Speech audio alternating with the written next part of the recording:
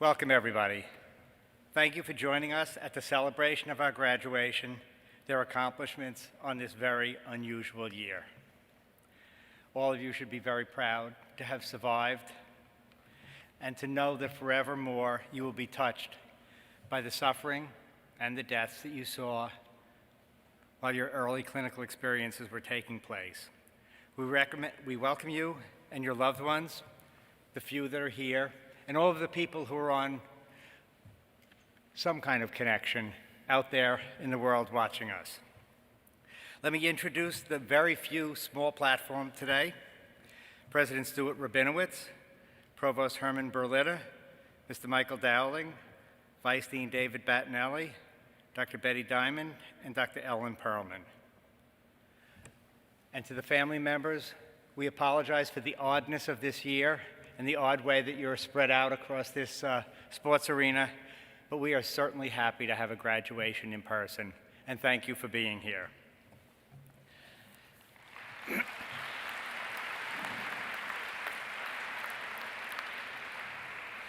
So a little bit about the year in our school. First of all, we survived COVID both as a health system, a university, and as a medical school extraordinarily well. You will forever remember COVID as the signature event of your medical school, but it was accompanied by unrest in our country and a vivid display of the lack of equity in the country affecting medical care, health, life, and death. For the first time ever, I think it was vividly clear that courage was an essential virtue of all doctors. We used to think sometimes that it was just something that maybe if you had it, it was okay. But it's very clear in COVID that you cannot be a doctor without courage. And we saw suffering and death both in numbers and in ways that we had never experienced before. I will tell you personally that touring the ICUs in the first wave of COVID, I personally had never seen an ICU with no sound except the ventilators. No one was talking. There were no visitors for any patient.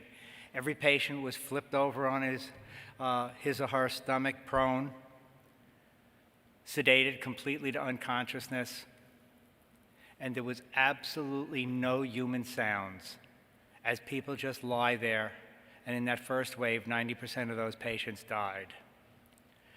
And I think it took an enormous amount of strength for the medical profession, the nurses, the doctors, and the people who were immersed in that to come out whole. And hopefully we all will come out better for all of it. And yet, look at our medical school this year. We went up in all of the national rankings.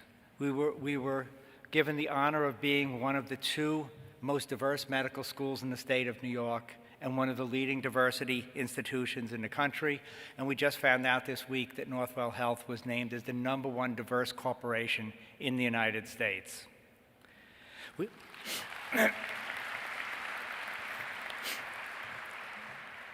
Your class gave us another fantastic match day, and we have an unprecedented applicant pool to come to our school next year in both numbers and qualifications like we have never seen. And so, despite all of the stressors on healthcare and the Northeast and our particular institutions, this has been an amazing year for all of us. So, a couple of things.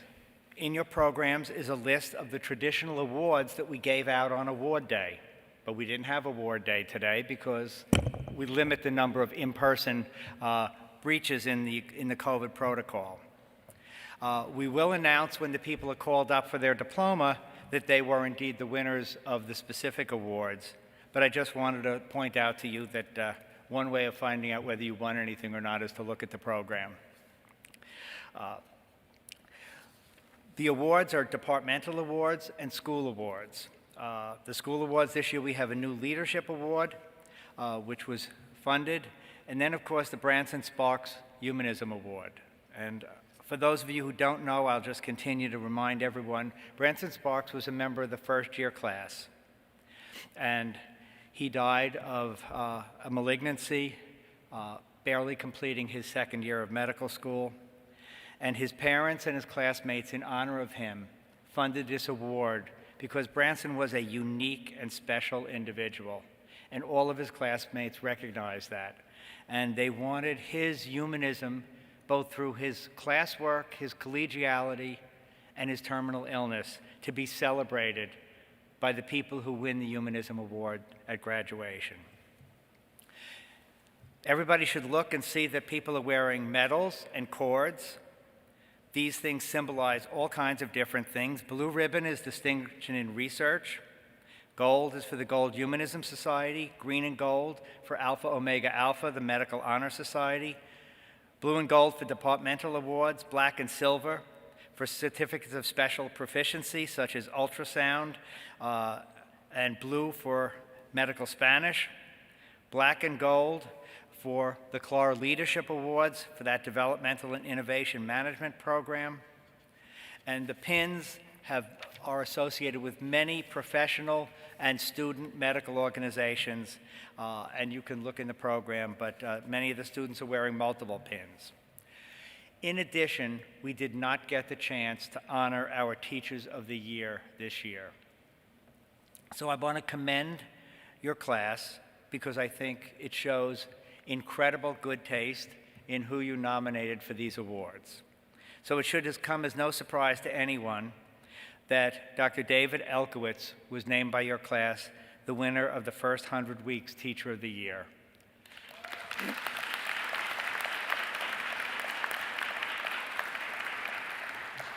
And all of you know that David is not only a spectacular teacher who can turn a large group session into something that is stimulating, terrifying, exciting, and like no other experience you had, but that he never stopped teaching through a horrific series of illnesses, and thank goodness is now well, and I'm sure watching us. So David, congratulations. And for the second 100 weeks, you named Dr. Tim Kreider, the Clerkship Director for Psychiatry, our #1 clerkship year after year. Once again, I thank you for that, and congratulations to Tim Kreider.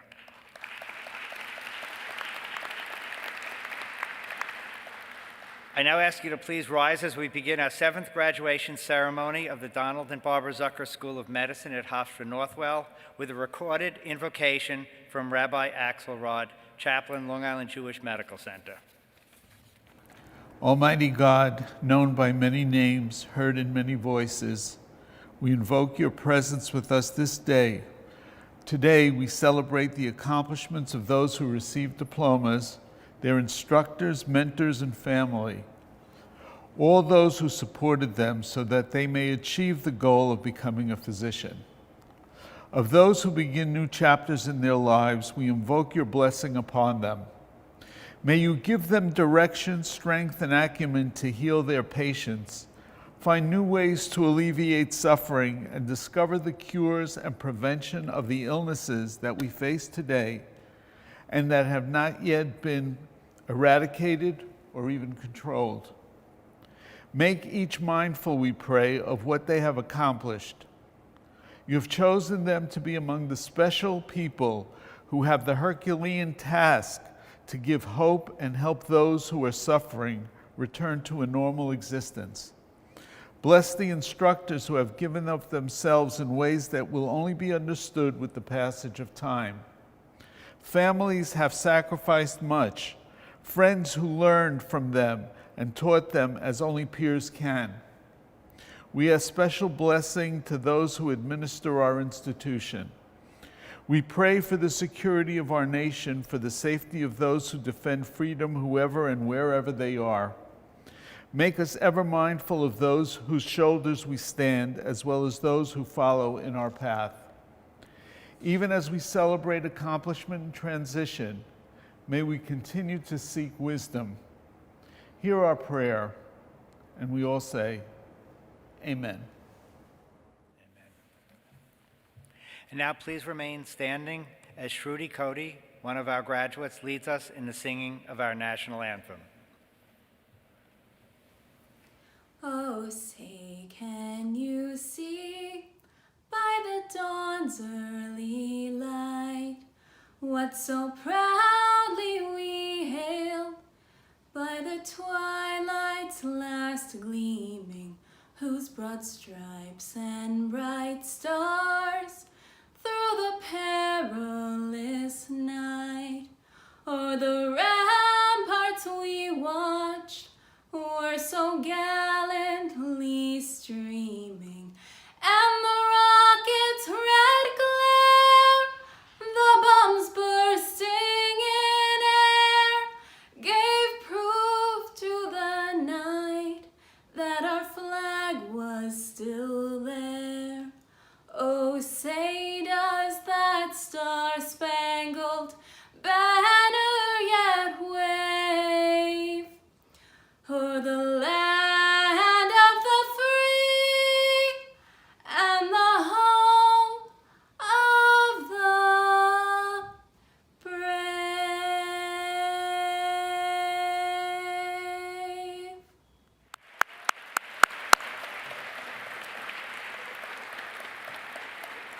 Could everyone please be seated? I would like to now invite Stuart Rabinowitz, President of Hofstra University, to join me at the podium for a few introductory remarks.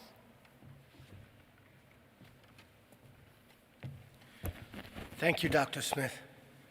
It's my privilege, my absolute privilege, to welcome all of you to the 7th graduating ceremony for the 7th class of the Barbara and Donald Zucker School of Medicine.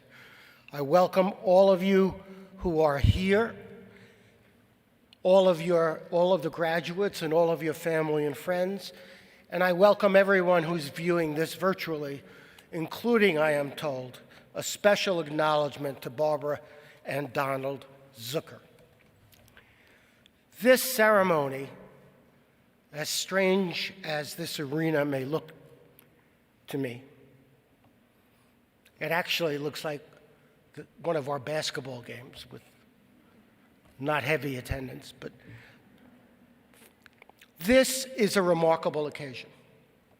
And we are thrilled, and I am personally thrilled, that after more than 15 months of being apart, of being distant, we can actually come together in person to celebrate your graduation from medical school.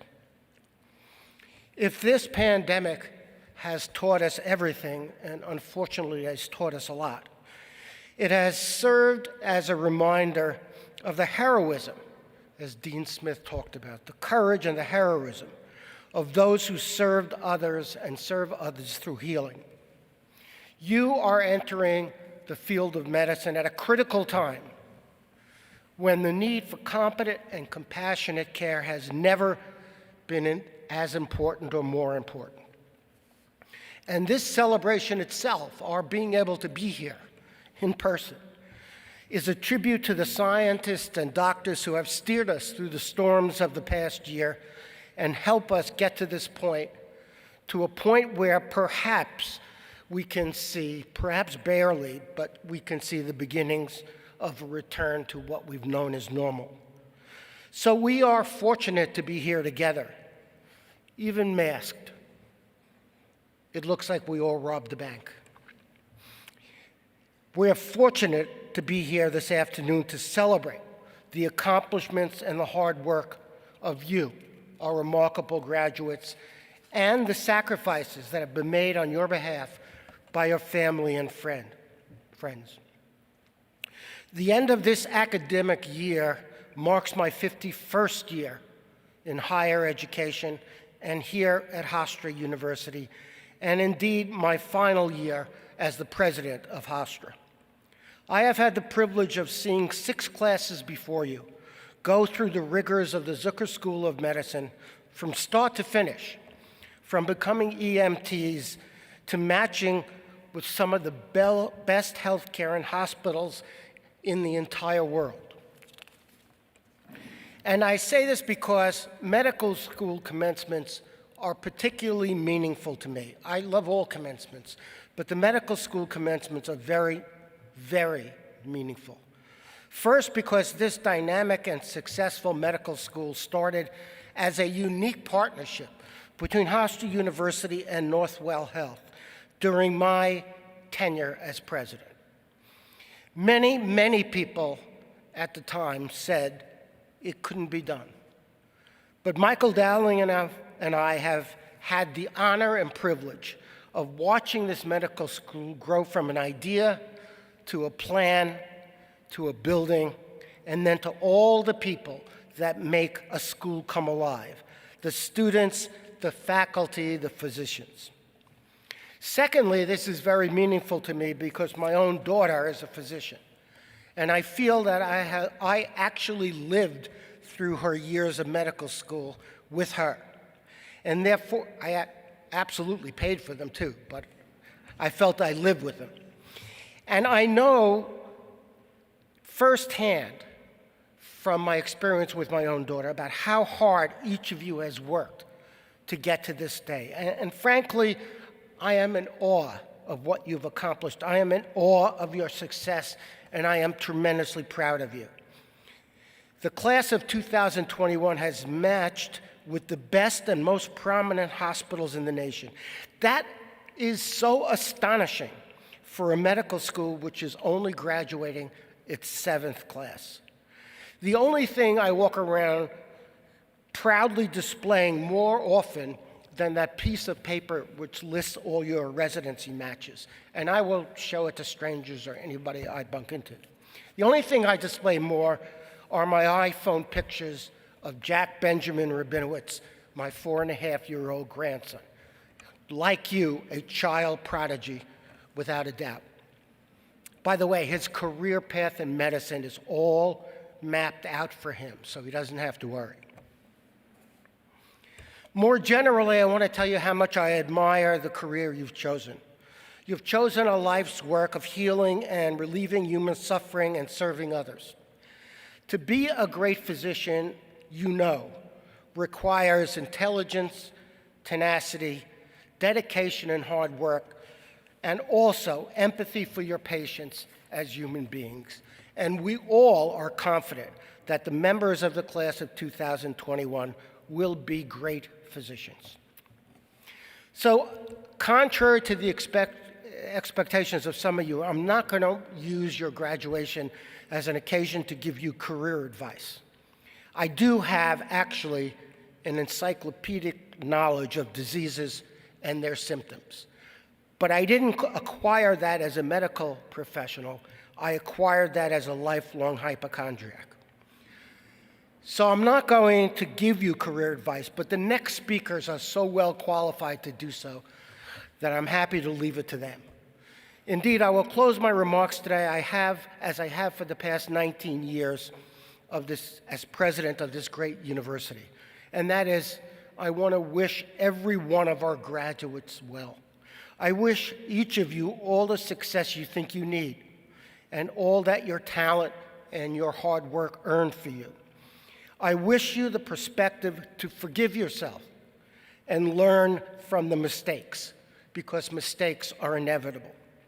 And I especially wish that you will be able to find the time in your incredibly busy professional life for the love of family and friends. This pandemic has surely made clear to us that we need to cherish every minute that we spend with our loved ones and our friends.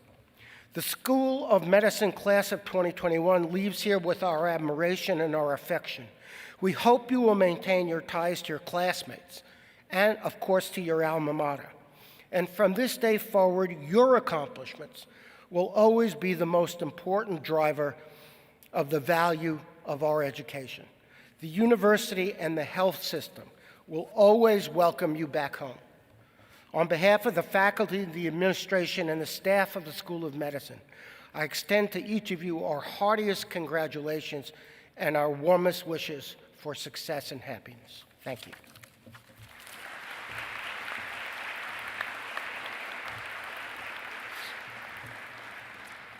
And now I'd like to ask Michael Dowling, the CEO of Northwell Health, to come up for a few of his personal words.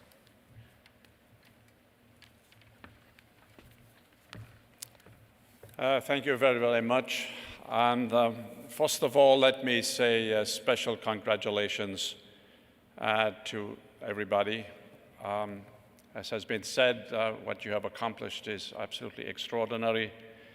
And I also want to say a special congratulations to all of the family, friends, and other relatives, some that are here and others that are not, because they are all part of the cast that allowed you to be able to do what you were able to do over the last number of years. And I know you appreciate that, you understand that, because it takes more than one individual to do something. It's a team approach. And I know at some point during the celebration, you will turn around and say thanks to all the family members that are here for what they have done for you. This is indeed a special day. You know, it's the culmination of a dream that you've all had. And it is a day, obviously, to be exceptionally proud of what you have accomplished. This is also a special day that has been mentioned already by Dean Smith and President Rabinowitz. It's a special day because of the past year that we've been involved in. So if you reflect for a moment on the past year, now we had COVID, still have it. It's not all gone. We're turning the corner. It looks good, but we can't get complacent. But you look at the last year, there are a lot of things more than just COVID. We had a lot of racial tension. We witnessed a toxic political environment. We've witnessed and are still witnessing extraordinary economic dislocation. So many families, so many businesses, their lives disrupted, some temporarily, some permanently. Over the past year, we have listened to an addiction to misinformation and conspiracy theories, and on and on. So we're at a turning point. The world has changed. I don't think anybody that has gone through this past year is the same today as they were a year ago. Each one of us has been changed. Our perspective is different. Our perspective with regard to our families, our friends, our relatives, our perspective with regard to our role in the world, I believe, has changed. We're in a different place now. We're not going back. It includes healthcare, of course. Healthcare is different and will be different, but so will every other business. Every business that you know right now are pivoting and reimagining how they're going to adapt to a new normal. And that takes leadership.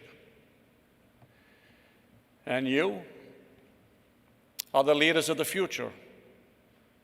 You're entering a different world,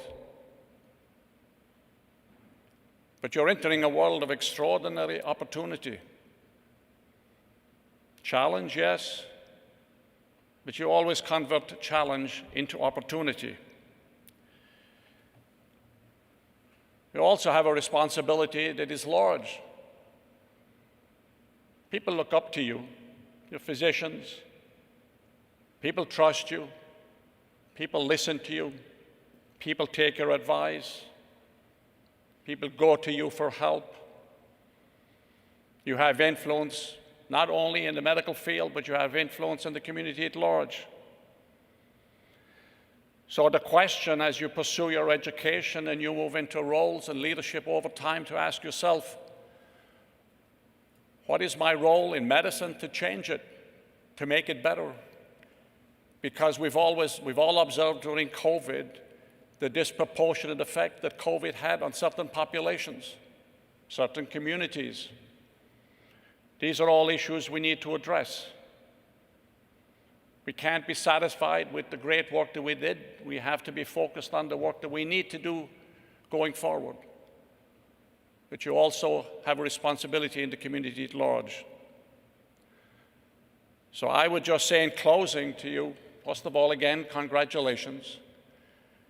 But I'd say to you, be a pioneer. Break new ground. Be perpetually optimistic. In the world that we've been going through and living through over the past year, we need to give oxygen to hope, to decency in our public discourse. We need to unify. We need to come together. We need to understand the concept of community, the interdependence of us all. We all succeed when everybody else around us also succeeds. So I'd say, as you go forward, make it your cause to change, make a distinctive difference in the world around you. And as you've already been doing, but as I know you will continue to do, follow your dreams. Don't get frustrated. Follow your dreams. As President Rabinowitz just said earlier, I remember the first meeting that he and I had in a restaurant when we talked about starting a medical school. And as he said, people looked around and said, "You've got to be nuts." But look at where we are now. It demonstrates and proves everything is possible. There can be no limits. It's all possible. And you can make it possible. Thank you so much.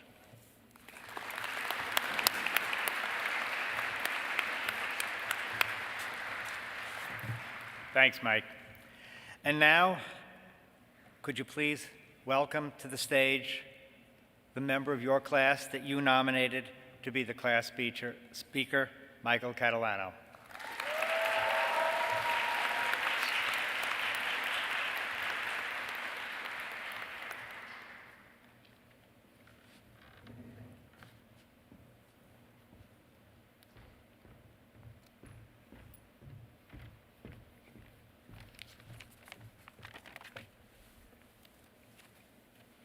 Thank you, Dean Smith, President Rabinowitz, and Mr. Dowling for your leadership and your kind words. Thank you to all deans, faculty, and staff at the school for guiding us, mentoring us, educating us, and supporting us these last 4 years. Enormous thanks to my classmates for the privilege of serving as class chair these last 4 years and for the honor of speaking today, for occasionally reading the weekly emails that I've spent the last 200 Sundays writing, and for the friendships and support that made these last 4 years so memorable. And probably more important than any of those thanks, thank you to the people sitting behind you, family, friends, and loved ones. Without you, we wouldn't be at this stage in our lives and our medical journeys. And I think I can speak on behalf of the entire class in saying thank you and we love you. And before I get to spend most of this speech talking about the amazing things that my classmates have and will accomplish, I do want to take a moment to acknowledge how challenging this last year in particular has been. I don't want to dwell on hardship on a day of celebration, but I think it is important to recognize the strength and resilience of the 97 individuals graduating today to persist through all of it. It was a year plagued by a plague. The pandemic has completely changed the world and the medical field as we know it, and it introduced uncertainty into a year that's probably one of the most uncertain and stressful times of our medical training. But we bent without breaking, and we adapted. We served patients on the front lines in the ICUs and the emergency room as acting interns. We learned how to Zoom, and we learned how to teach our more experienced faculty how to Zoom. We muted and we unmuted at the most inconvenient times, and we perfected our virtual interview backgrounds to interview and match at some of the top programs in the country.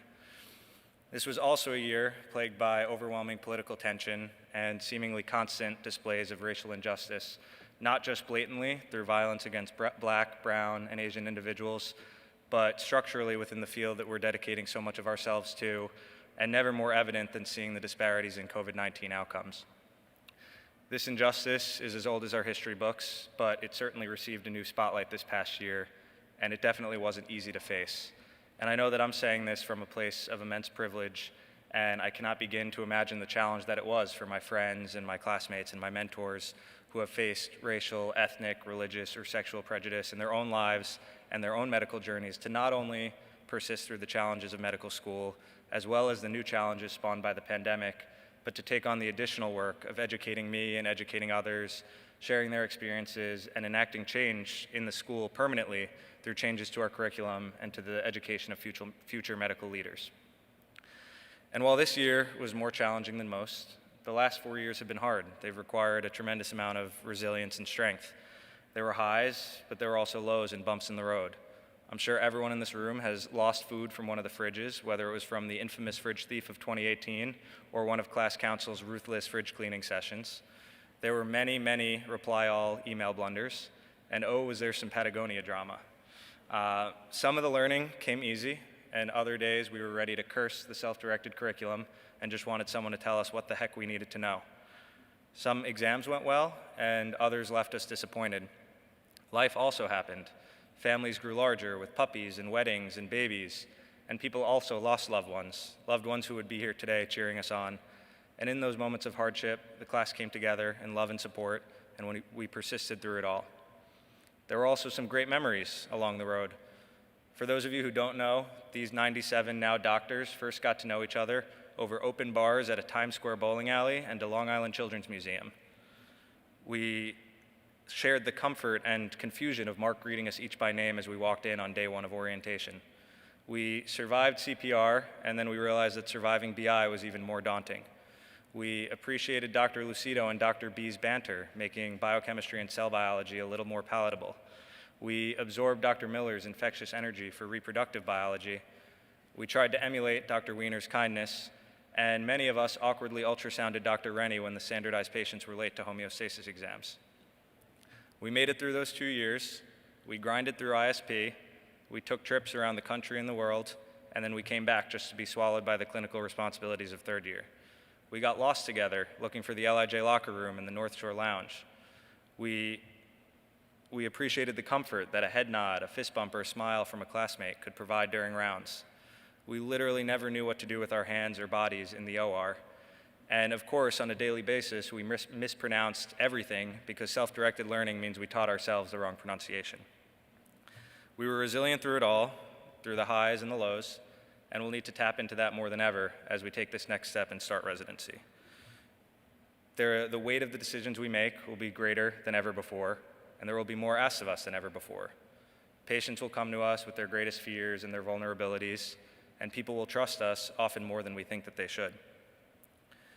And the responsibility doesn't end there with the patients. We'll also have a responsibility to the students who come after us.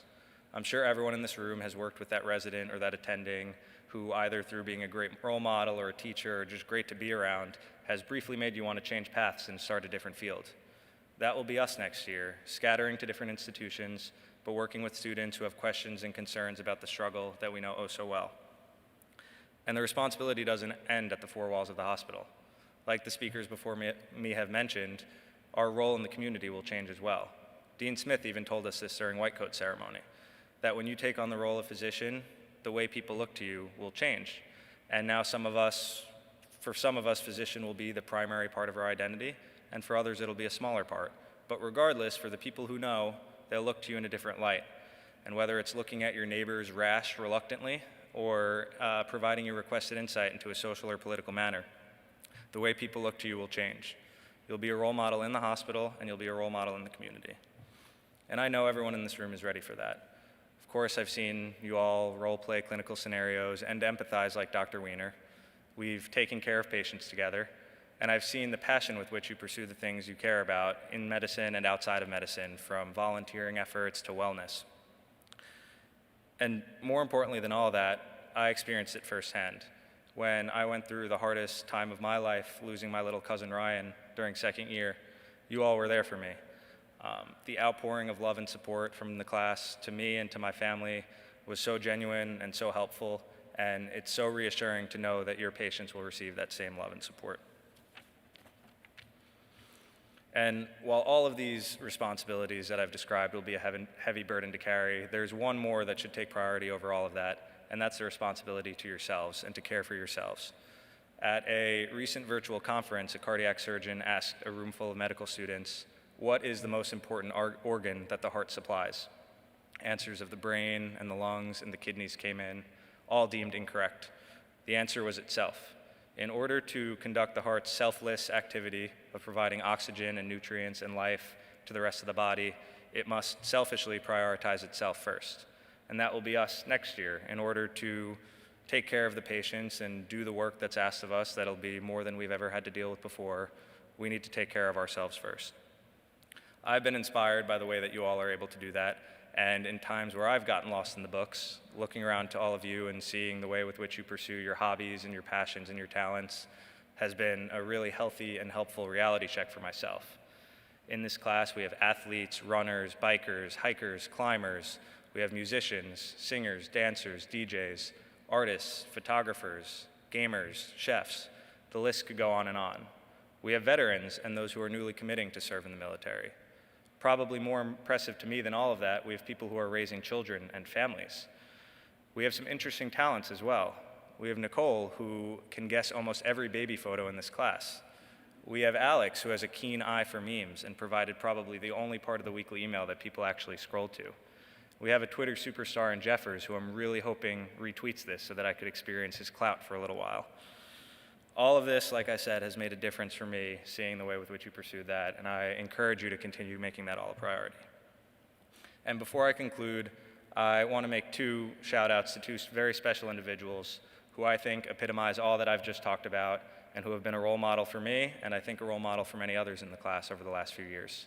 First is our teacher of the year, Dr. Elkowitz, who I hope is watching right now. When we started medical school, Dr. Elkowitz was a stranger to us who was just beginning to impress us with his ability to memorize the Robbins textbook and make pathology make sense when we received the heartbreaking email and notification that he'd been diagnosed with cancer. Yet after what felt like the briefest hiatus, where he had a major thoracic surgery and a grueling chemotherapy regimen under his belt, he was here. He was on stage at Whitecoat. He was coaching us to think critically, and he was using all of his own medical complications as teaching points for us. So much so that I think he even got into a little trouble for granting blanket access to all Zucker students to his whole medical record.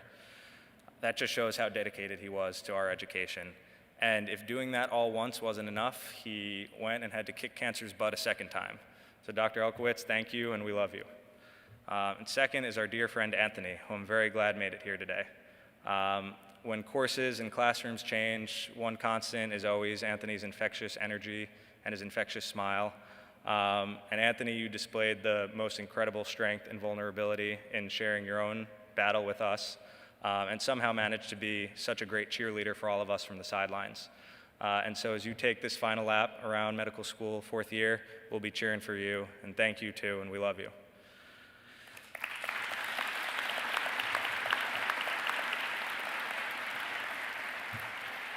So I hope today everyone takes time to reflect on all that this class has accomplished, but also to be inspired by what this class will continue to accomplish. We will drive academia and innovation across specialties. We will reform medical education and the entire field as leaders. We will be incredible patient advocates, and we will be well-rounded physicians and well-rounded people. Medicine is far from perfect today, and there's a lot of work to be done, but we can all leave reassured knowing that the future of medicine is in the hands of the 97 individuals in the class of 2021. It's been a privilege to complete this stage of my journey with all of you. Thank you again, and congratulations.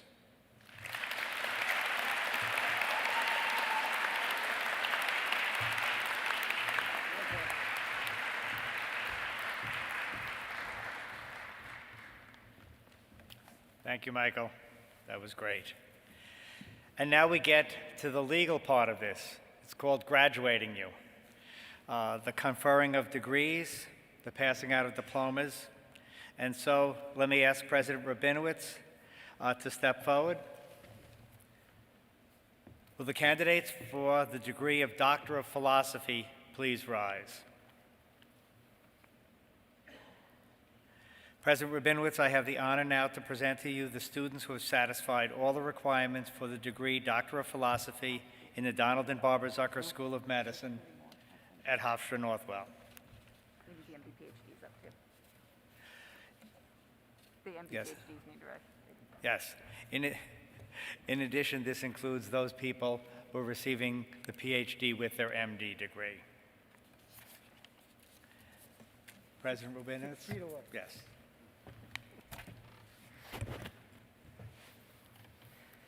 Thank you. Have all the graduates, yes, you're all standing now? Okay. By virtue of the authority vested in me by the trustees of Hofstra University and the Regents of the State of New York, and upon the recommendation of the Provost, Dean Smith, and the fabulous faculty of the medical school, I am delighted to confer upon you the degree Doctor of Philosophy. Congratulations.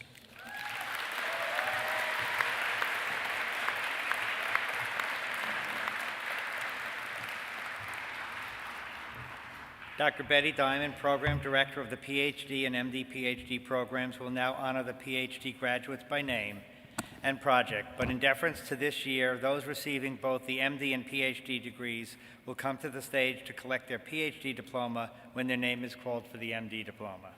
Betty? So receiving a PhD is Andrew Stiegler. His thesis is entitled Effects of Choline Acetyltransferase in a Murine Model of Hypertension, and his mentors were Sangeeta Chavan and Kevin Tracy.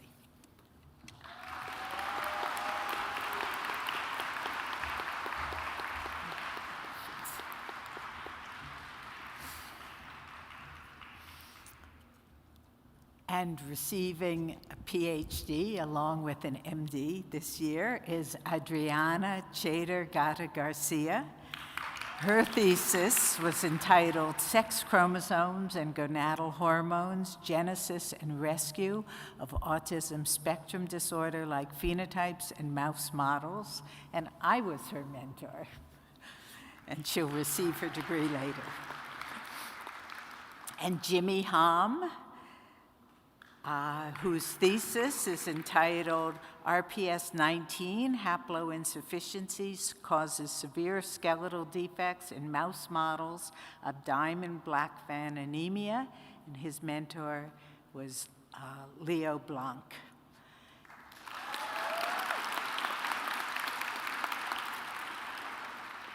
And Ping Guang Yang, where's Ping? Whose thesis is entitled Focal Adhesion Kinase Regulates the Generation and Function of CD8 Regulatory Cells, and his mentor was Yangri Zhu.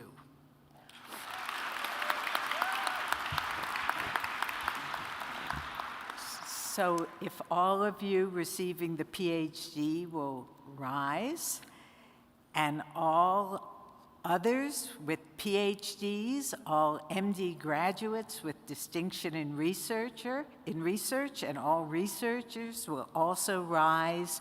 Please join me in reciting the Oath of the Scientist.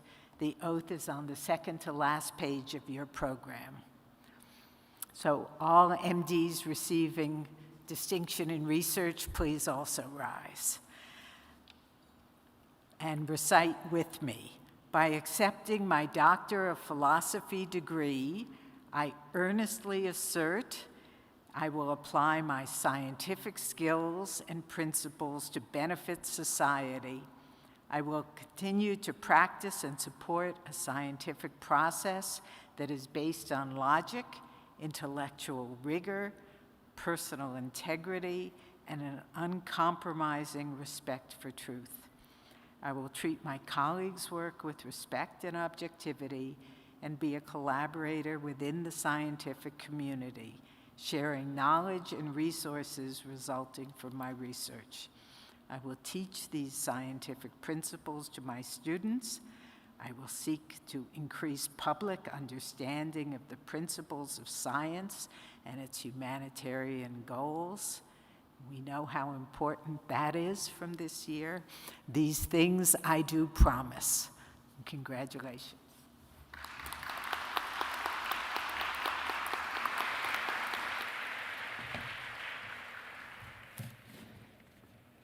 Thank you, Betty. Will the candidates for the degree of Doctor of Medicine please rise?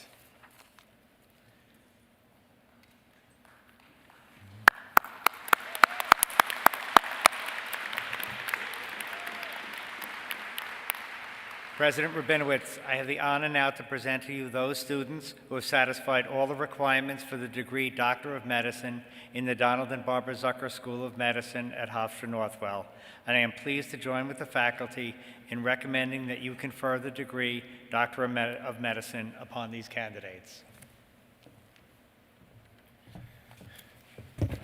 Graduates, by virtue of the authority vested in me by the trustees of Hofstra University and by the Regents of the State of New York, and upon the recommendation of Dean Smith and the faculty of the law school, I am so delighted to confer upon you your degree, Doctor of Medicine. Congratulations.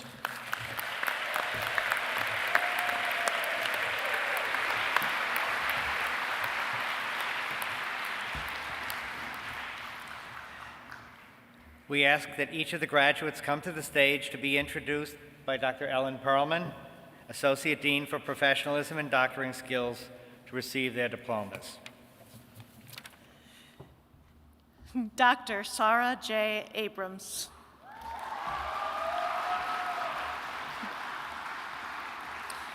Dr. Wasik Mateen Ahmed. Dr. Zohaib M. Baga. Dr. Samuel D. Butensky, degree conferred with distinction in research, also the recipient of the Department of Surgery Graduate Award. Dr. Christina E. Castagna.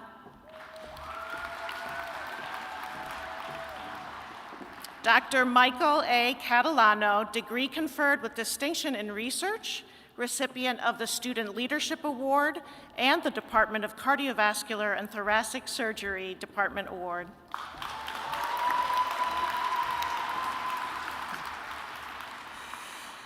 Dr. Adriana V. Chader-Gata Garcia, receiving both her MD and her PhD degrees.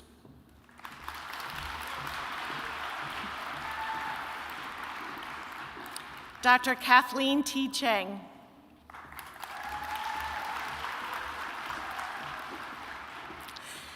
Dr. Omoyeni O. Clement, recipient of the very well-received Branson Sparks Humanism Award and the Department of Emergency Medicine Graduate Award.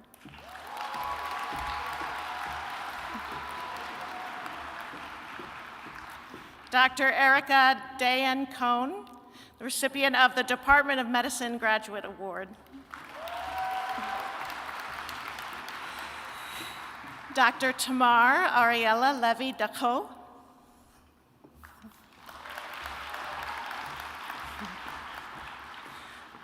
Dr. Cyril Joy Daniel Cuddy.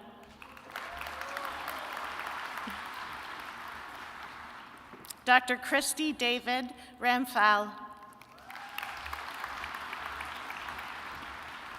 Dr. Morgan Emily Doolin. Dr. Holly M. Dupuy. Dr. Catherine M. Ecobachi. Dr. Matthew I. Ehrlich, degree conferred with distinction in research. Dr. Madhavan Alangavan. Dr. Kate G. Farber, recipient of the Department of Family Medicine Graduate Award. Dr. Dylan Rachel Gurchillo.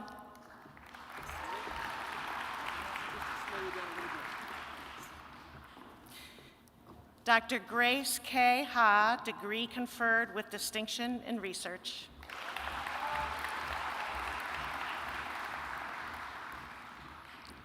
Dr. Rachel E. Hainline.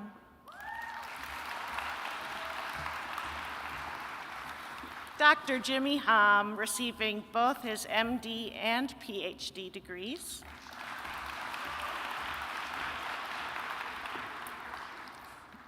Dr. Peter Shea.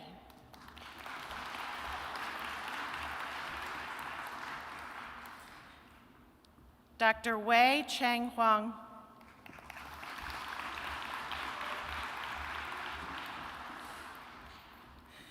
Dr. Arushi Jahari.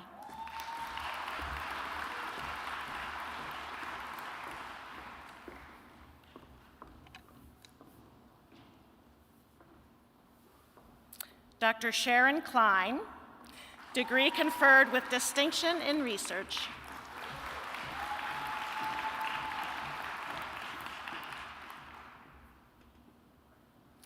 Dr. Ezra Benjamin Kolitz.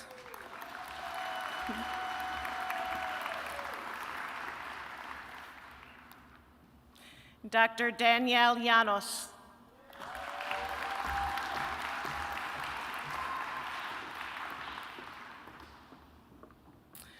Dr. Christopher Mark Luccarelli, recipient of the Department of Psychiatry Graduate Award.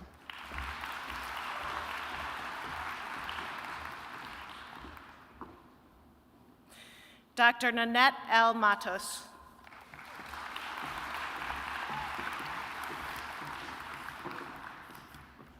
Dr. Juan Andre Maury.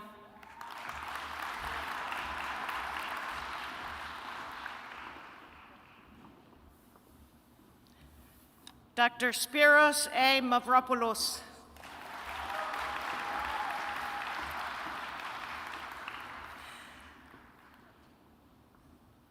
Dr. Tamara Mufsesova.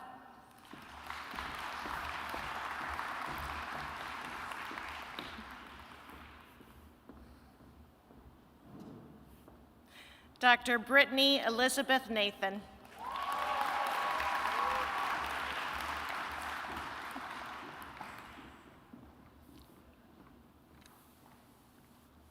Dr. Vicente Andres Negme.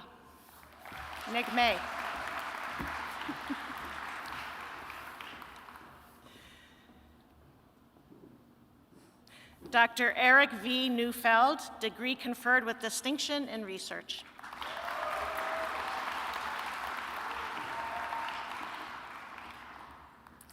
Dr. Terrence Ng.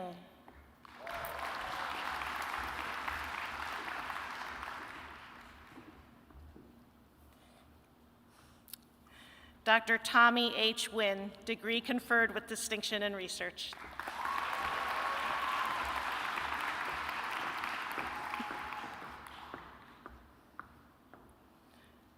Dr. Brian Joseph O'Donnell, recipient of the Department of Anesthesia Graduate Award.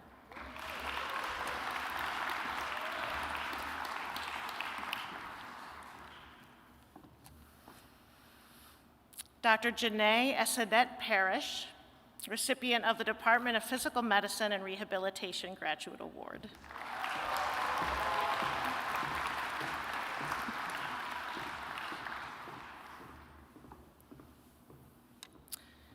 Dr. Navin Pathak.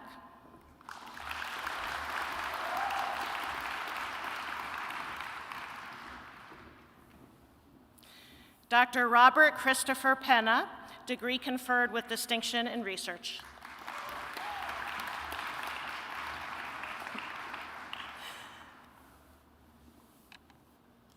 Dr. Kenneth Andrew Pacino.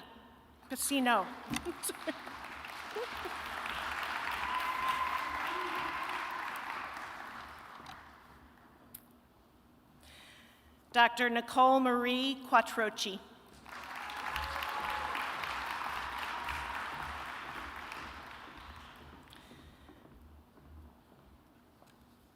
Dr. John Michael Reed.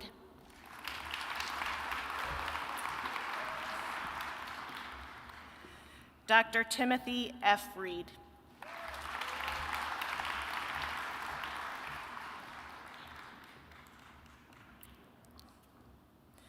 Dr. Kevin R. Richardson.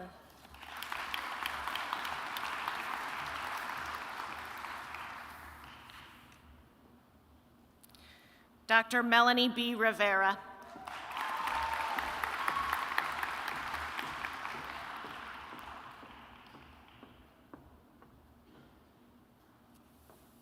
Dr. Joshua D. Roberts.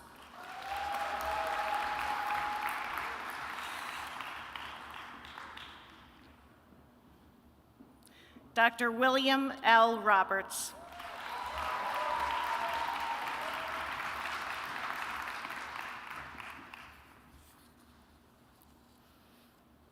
Dr. Elise April Rooney.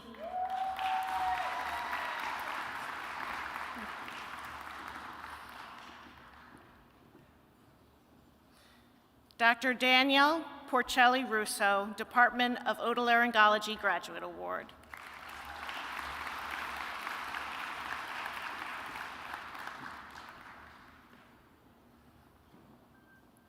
Dr. Abel A. Samanes.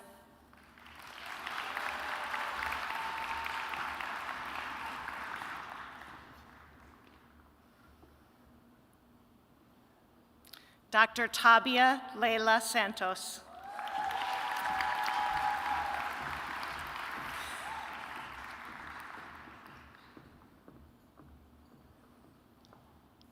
Dr. Benjamin Charles Schaffler, degree conferred with distinction in research and recipient of the Department of Orthopedic Surgery Graduate Award.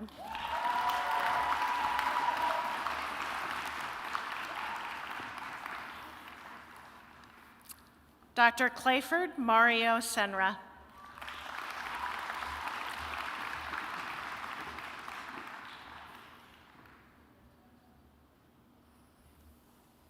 Dr. Gilbert Shee.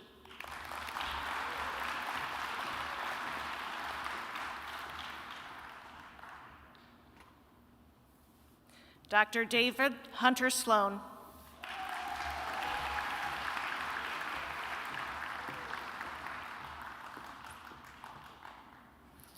Dr. Danielle F. Soberman.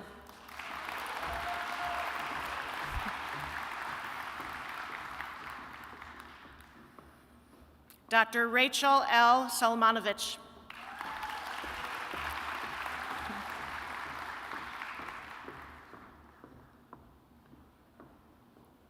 Dr. Anup N. Santi, degree conferred with distinction in research and recipient of the Department of Neurology Graduate Award.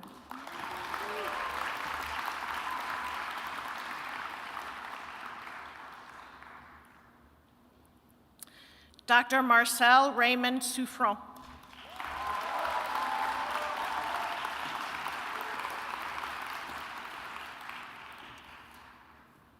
Dr. Alexander Maxwell Spring, degree conferred with distinction in research, recipient of the Department of Cardiology Graduate Award.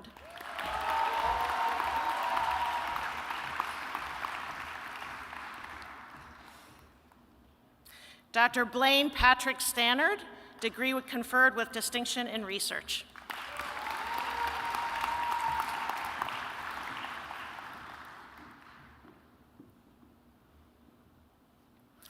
Dr. Ross Tyler Stuber, degree conferred with distinction in research, recipient of the Department of Ophthalmology Graduate Award.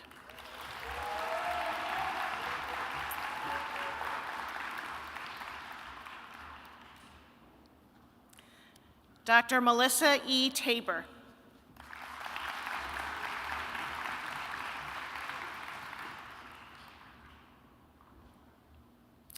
Dr. Jose Miguel Torres, recipient of the Department of Urology Graduate Award.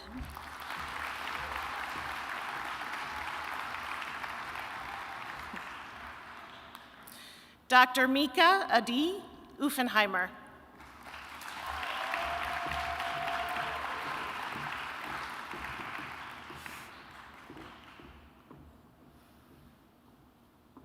Dr. Claire Valberg.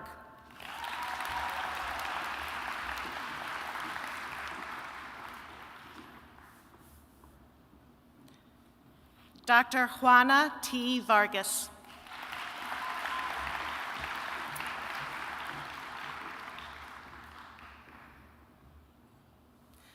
Dr. Catherine Wong.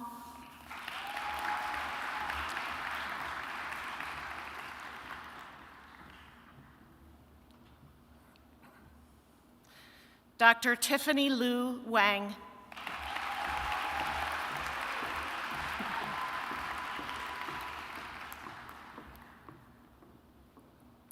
Dr. Shari Ayana Wright, degree conferred with distinction in research and recipient of the Department of Dermatology Graduate Award.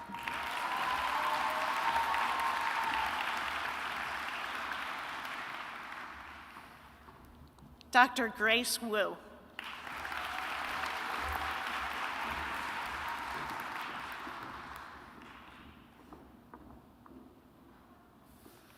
Dr. Jeff Ying.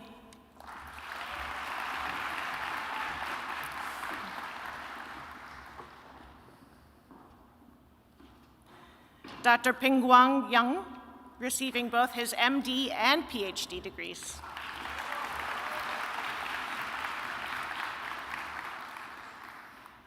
Dr. Song Si Yun.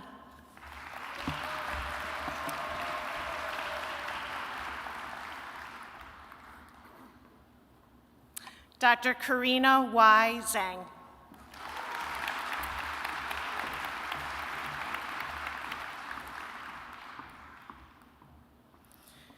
Dr. Henry T. Zhang.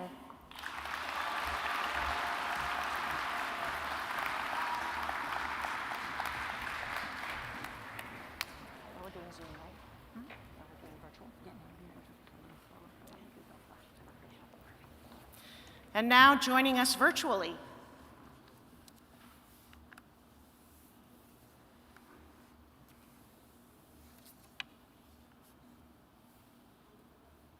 go ahead. Dr. Sasha Alkan, recipient of the Department of Pediatrics Graduate Award.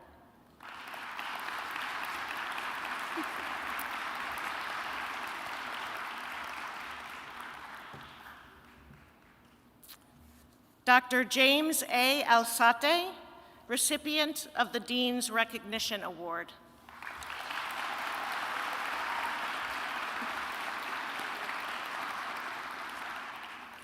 Dr. Denny D. Cha.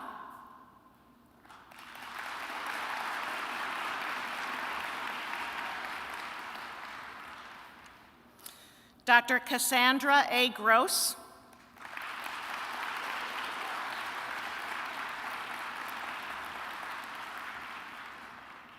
Dr. Shruti Koti, degree conferred with distinction in research.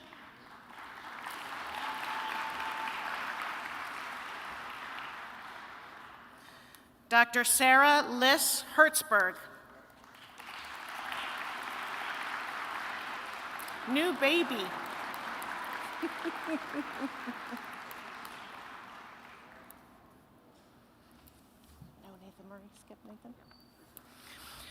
Dr. Jeffers Kiet Wynn, recipient of the Department of Radiology Graduate Award.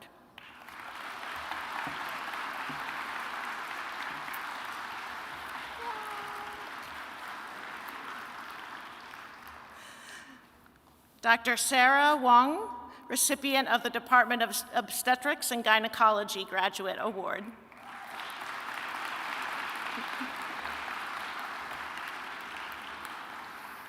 And last but not least, Dr. William Yang.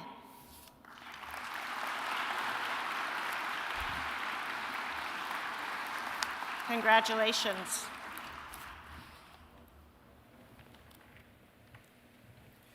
Okay, let's have one more round of applause for all these new doctors.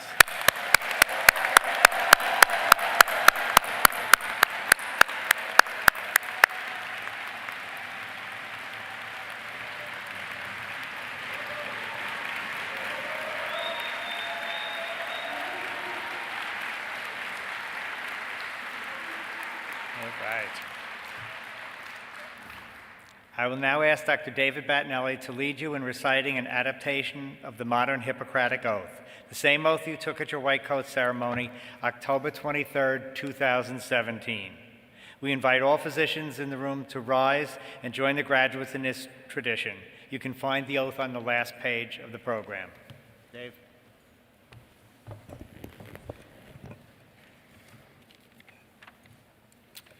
Okay, if you'll read along with me. I swear to fulfill, to the best of my ability and judgment, this covenant. I will respect the hard-won scientific gains of those physicians in whose steps I walk, and gladly share such knowledge as is mine with those who are to follow. I will apply for the benefit of the sick all measures that are required, avoiding those twin traps of overtreatment and therapeutic nihilism. I will remember that there is art to medicine as well as science, and that warmth, sympathy, and understanding may outweigh the surgeon's knife or the chemist's drug. I will not be ashamed to say, I know not, nor will I fail to call in my colleagues when the skills of another are needed for a patient's recovery. I will respect the privacy of my patients, for their problems are not disclosed to me that the world may know. Most especially must I tread with care in matters of life and death, and never abuse the power that has been bestowed upon me. I will remember that I do not treat a fever chart, a cancerous growth, but a sick human being whose illness may affect not only the person, but a family and community. I will prevent disease wherever I can, for prevention is preferable to cure. I will remember that I remain a member of society with special obligations to all my fellow human beings, those sound of mind and body, as well as the infirm. I will maintain the health of my own mind, body, and spirit so I am able to discharge my duties appropriately. If I do not violate this oath, may I enjoy life and art, respected while I live and remembered with affection thereafter. May I always act so as to preserve the finest traditions of my calling, and may I long experience the joy of healing those who seek my help. Congratulations.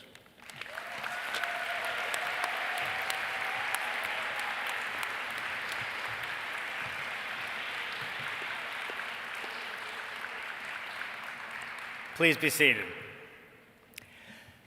So I'm always struck by the fact that during the times that I went to graduation myself, I never understood why they kept calling it commencement.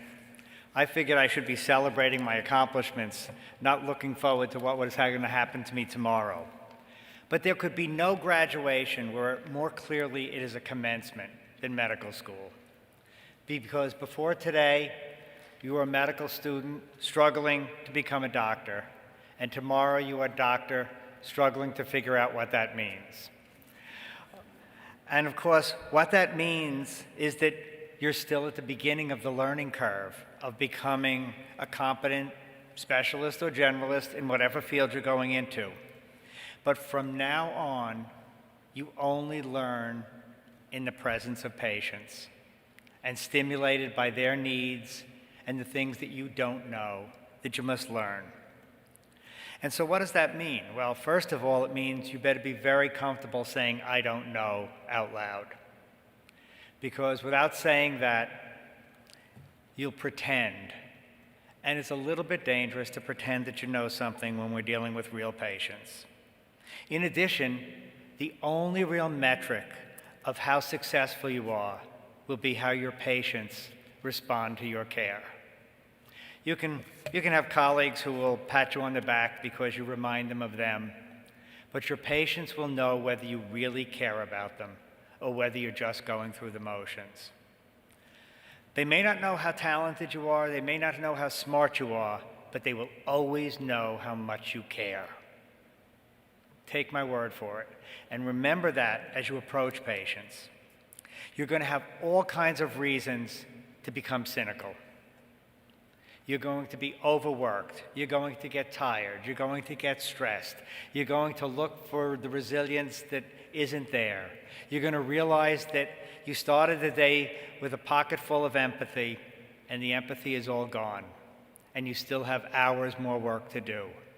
And how do those patients who, after your empathy is drained, not suffer from a physician who doesn't have empathy? How do you reach down and dig into that pocket and get that last bit of empathy so that every patient knows you care and begins to trust you? And that's a real challenge. Let me tell you, it's not easy. And then how do you get ready for the future of medicine that isn't going to look like what you just experienced? Whether it's molecular science, directing care in such precise scientific ways that is very different than anything we experienced before. Whether it's big and little data that tells you whether you're a good or a bad physician, at least on paper.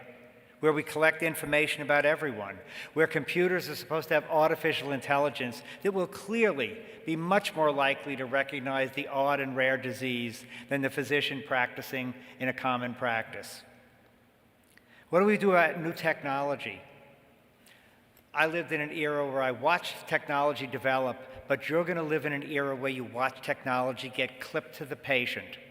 And every minute of every day, the patient with serious diseases is going to be generating data. And how do you manage that? How do you use it? How do you turn that into an advantage instead of just an overwhelming burden? Medical information is no longer private property of the doctor.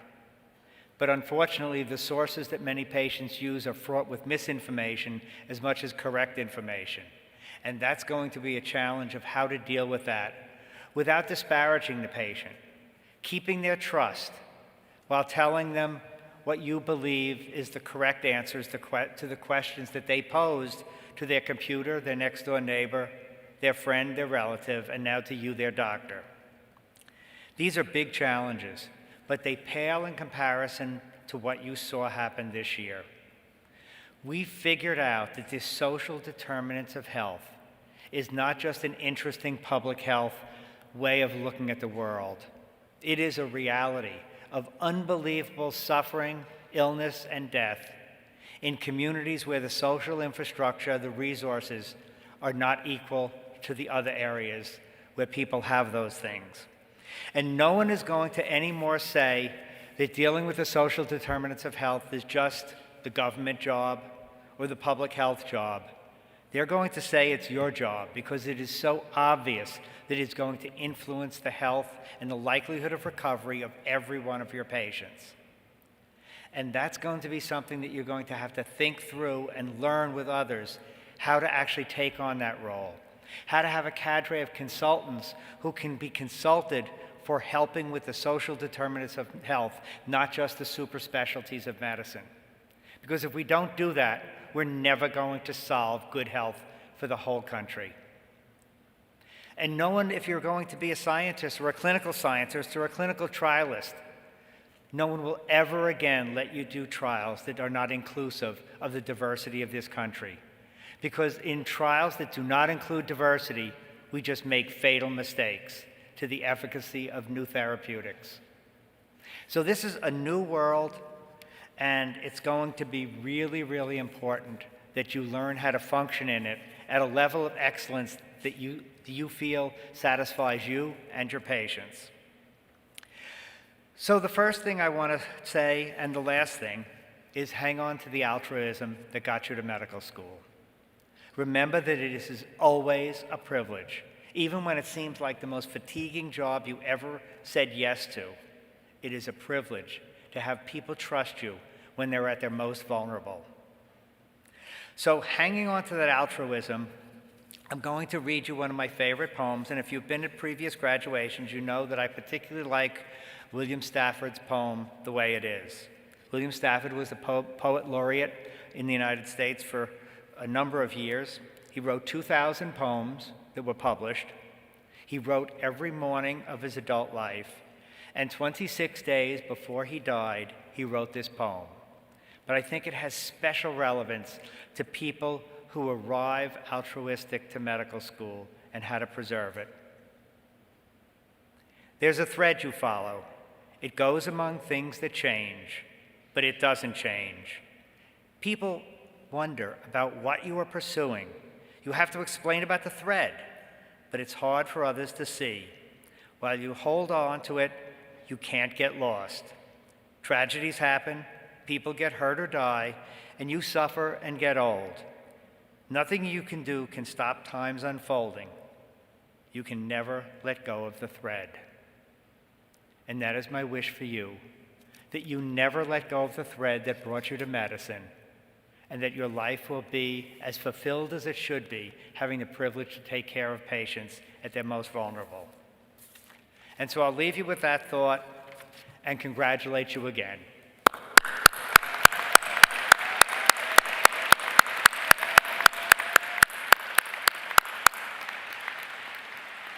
And now careful instructions so we don't violate the law leaving in this building.